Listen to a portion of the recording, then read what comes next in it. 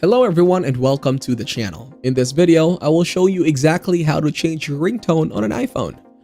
First of all, head to the App Store and download the GarageBand app. Then open the app and rotate your device.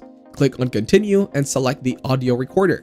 Now turn off the blue icon. Click on the loop icon and access your custom songs or sound files from the Files app. Then drag and drop the file you want.